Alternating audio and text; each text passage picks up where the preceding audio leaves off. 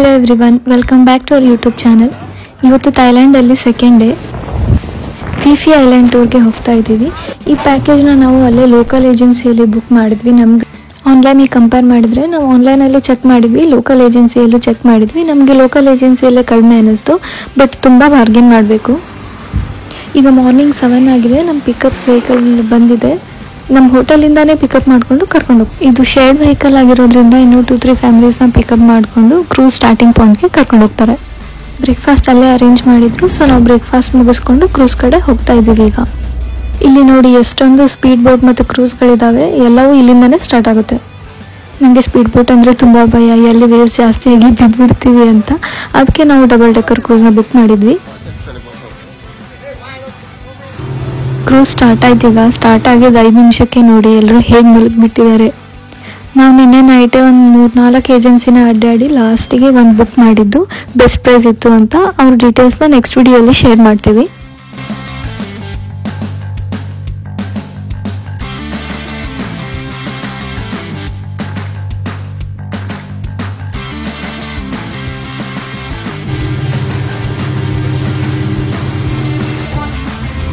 ಈಗ ನಮ್ಮ first island ಬಂತು. ಇದರ ನೇಮು ಖೈ ನಾಕ್ ಐಲ್ಯಾಂಡ್ ಅಂತ. ಇಲ್ಲಿ ಇವರು ಅನೌನ್ಸ್ ಮಾಡ್ತಿದ್ದಾರೆ, ಫಸ್ಟ್ ಐಲ್ಯಾಂಡ್ ಬಂತು, 30 ಮಿನಿಟ್ಸ್ ಟೈಮ್ ಅಷ್ಟೇ ಇದೆ, ಅಷ್ಟರಲ್ಲಿ ವಾಪಸ್ ಬರಬೇಕು ಅಂತ. ಈ ಐಲ್ಯಾಂಡ್ ನೋಡಿ ತುಂಬ ಖುಷಿ ಆಗ್ತಿದೆ, ಯಾಕಂದರೆ ವಾಟರ್ ತುಂಬ ಕ್ರಿಸ್ಟಲ್ ಕ್ಲಿಯರ್ ಇದೆ ಮತ್ತು ವೈಟ್ ಸ್ಯಾಂಡು, ಒಂಥರ ಮಾಲ್ಡೀವ್ಸ್ ಫೀಲ್ ಬರ್ತಿದೆ. ಇಲ್ಲಿ ನಾವು ಮಾಲ್ಡೀವ್ಸ್ಗೆ ಹೋಗಿದ್ದು ನೆನಪಾಗ್ತಿದೆ.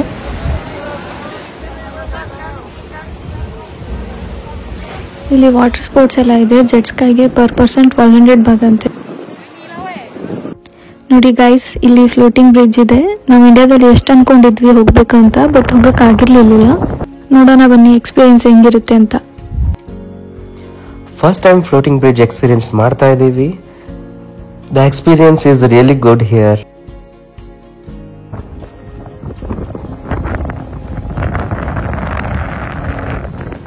ಇಲ್ಲಿ ವಾಕ್ ಮಾಡುವಾಗ ಬ್ಯಾಲೆನ್ಸ್ ಸಿಗೋದೇ ಇಲ್ಲ, ವೇವ್ಸ್ ಎಲ್ಲ ಜಾಸ್ತಿ ಇರುತ್ತಲ್ಲ, ಅದಕ್ಕೆ ಗಾಳಿಗೆ ನನ್ನ ಕ್ಯಾಪ್ ಅಂತೂ ಹಾರೋಗಿಬಿಡ್ತು.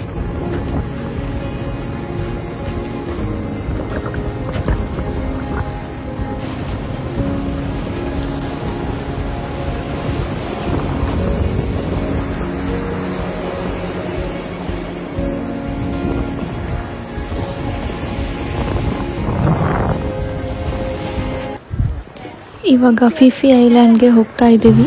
ಫಿಫಿ ಐಲ್ಯಾಂಡಿಗೆ ಹೋಗೋಕ್ಕೂ ಮುಂಚೆ ಒಂದು 10 ಮಿನಿಟ್ಸ್ ಹಿಂಗೆ ವೇವ್ಸ್ ತುಂಬ ಸ್ಟ್ರಾಂಗ್ ಇತ್ತು, ಅದಕ್ಕೆ ಡಾನ್ ವೇವ್ಸ್ ಅಂತ ಹೆಸರಿಟ್ಟಿದ್ದಾರೆ ಇವರು. ನಮ್ಮ ಇನ್ಸ್ಟ್ರಕ್ಟರ್ ಹೇಳ್ತಿದ್ದಾರೆ ಯಾರಿಗಾದರೂ ವಾಮಿಟ್ ಬಂದರೆ ಪ್ಲಾಸ್ಟಿಕ್ನ ಯೂಸ್ ಮಾಡಿ ಅಂತ. ಅಷ್ಟೊಂದು ವೇವ್ಸ್ ಇತ್ತಿಲ್ಲಿ. ಒಂದು 10 ಮಿನಿಟ್ಸ್ ಅಂತೂ ಫುಲ್ ವೇವ್ಸ್ ಇತ್ತು. ನನಗೆ ಫುಲ್ ಭಯ ಆಗೋಗ್ಬಿಟ್ಟಿತ್ತು. ನಾನು ಅನ್ಕೋತಿದ್ದೆ ಸ್ಪೀಡ್ ಬೋಟಲ್ಲಿ ಬಂದಿದ್ದರೆ ಇನ್ನೂ ಭಯ ಆಗಿರೋದು. ಪುಣ್ಯ ನಾವು ಕ್ರೂಸಲ್ಲಿ ಬಂದ್ವಿ, ಅಷ್ಟೊಂದು ಭಯ ಆಗಲಿಲ್ಲ. ಥೈಲ್ಯಾಂಡ್ ಕ್ಲೈಮೇಟ್ ಪ್ರಿಡಿಕ್ಟ್ ಮಾಡೋಕ್ಕಾಗೋದಿಲ್ಲ, ಯಾವಾಗ ಬಿಸಿಲು ಬರುತ್ತೆ ಯಾವಾಗ ಮಳೆ ಬರುತ್ತೆ ಅಂತ ಹೇಳೋದಕ್ಕಾಗೋದಿಲ್ಲ. ಇಷ್ಟೊತ್ತು ತುಂಬ ಬಿಸಿಲಿತ್ತು, ಇವಾಗ ಮಳೆ ಬರೋ ಥರ ಆಗಿದೆ.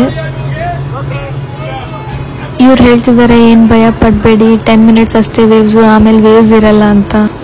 ಸ್ಟಿಲ್ ನನಗೆ ತುಂಬ ಭಯ ಆಗೋಗಿತ್ತು, ಯಾವಾಗ ಫಿಫಿ ಐಲ್ಯಾಂಡ್ ಬರುತ್ತೋ ಅಂತ ಅನಿಸ್ಬಿಟ್ಟಿತ್ತು.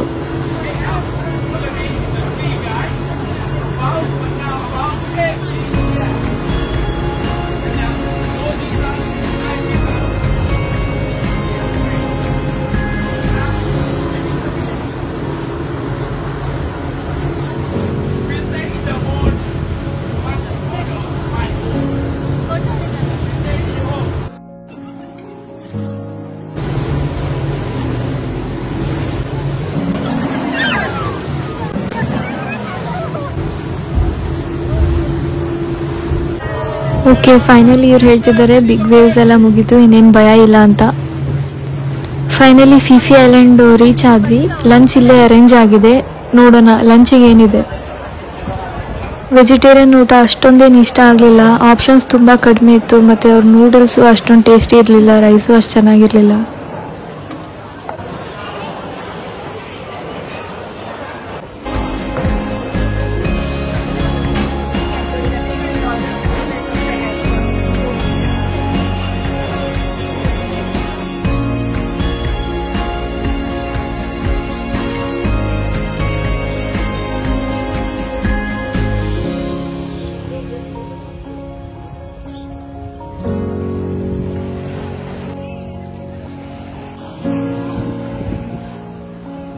ನೋಡಿ ಗಾಯ್ಸ್, ಇದೇ ಫಿಫಿ ಐಲ್ಯಾಂಡ್. ಹೇಗಿದೆ ಅಂತ ಕಮೆಂಟ್ ಮಾಡಿ.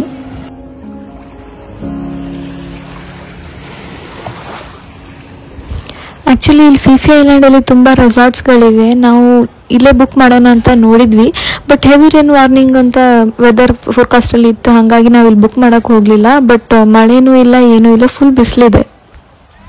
ನೆಕ್ಸ್ಟ್ ನಾವು ಮಂಕಿ ಬೀಚ್ ಮತ್ತು ಮಾಯಾಬಿ ಐಲ್ಯಾಂಡಿಗೆ ಹೋಗಿದ್ವಿ. ಆ ವಿಡಿಯೋಸ್ನೆಲ್ಲ ನೆಕ್ಸ್ಟ್ ಪಾರ್ಟ್ 2 ಅಲ್ಲಿ ಶೇರ್ ಮಾಡ್ತೀವಿ. ಹಾಗೆ ಬುಕ್ಕಿಂಗ್ ಎಲ್ಲಿ ಮಾಡಿದ್ವಿ ಅಂತ ಕೂಡ ಶೇರ್ ಮಾಡ್ತೀವಿ. Thank you for watching. Bye.